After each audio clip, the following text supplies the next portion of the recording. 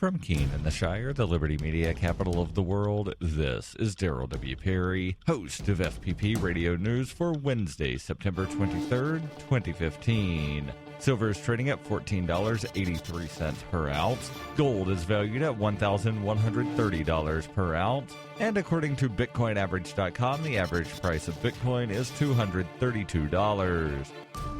And Antiwar.com reports Syrian warplanes have carried out one of their most intense series of airstrikes in weeks against the ancient city of Palmyra on the outskirts of the strategically important central city of Tadmur, killing at least 38 fighters from the Islamic State. The attacks continued for hours. The Islamic State captured Palmyra and Tadmur back in May, and while most of the focus has been on the danger the Islamic State poses to the antiquities in Palmyra, the capture of the area has given them a corridor through which to attack deeper west and deeper south into the country. The latest round of airstrikes likely reflects Syria's military growing emboldened by the receipt of new warplanes from Russia, allowing them more freedom to carry out airstrikes than they'd previously been able to with the remnants of their air force. Syria has lost some of its most important air bases in recent weeks, but Russian specialists along the Latakian coast have been expanding the airfields there, with the Syrian military mostly losing conflicts on the ground. Relying on air power is becoming one of the few ways they can stop the Islamic State at bay.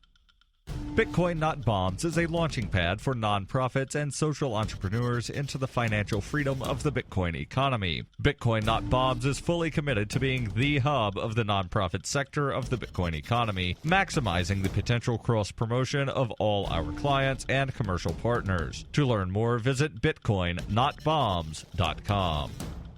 UPI reports Martin Shkreli, CEO of Turing Pharmaceuticals, has defended the 5,000% price increase of the drug Daraprim, often used to treat toxoplasmosis in people with compromised immune systems like AIDS patients. In August, Turing Pharmaceuticals acquired Daraprim, which was first developed in 1953, and the company immediately increased the price of the drug from $13.50 per pill to $750 per pill. The price increase raised the average treatment cost for patients from about $1,130 a year to $63,000. Certain patients may need to pay up to $634,000 each year for Daraprim treatments. Daraprim treats toxoplasmosis, an infection caused by the Toxoplasma gondii parasite, one of the world's most common parasites. Although toxoplasmosis is not considered dangerous in people who are generally healthy, for people who are pregnant or have a weakened immune system, the effect of the infection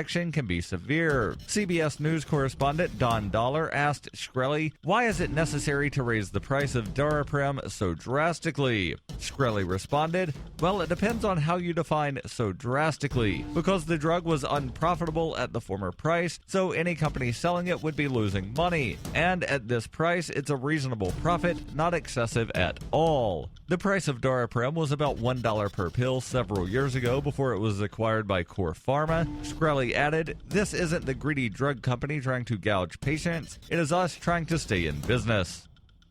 For over 35 years, Roberts & Roberts has been a trusted source for buying and selling your investment-grade precious metals. They also take Bitcoin for precious metal purchases and permanently removed the minimum purchase order for all orders paid in the digital currency. Call Roberts & Roberts today for knowledgeable advice on investing and a forward-thinking approach to new technologies. 850-478-5270 or online at rrbi.co.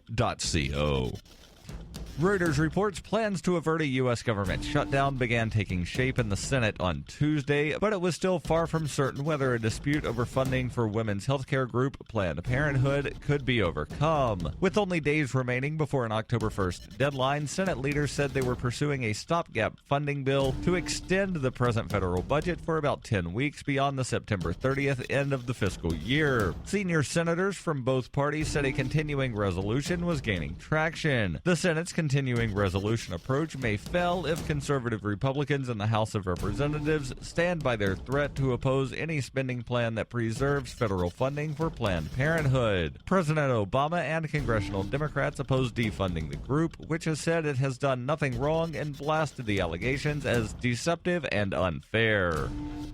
This has been FPP Radio News, online at fppradio.com.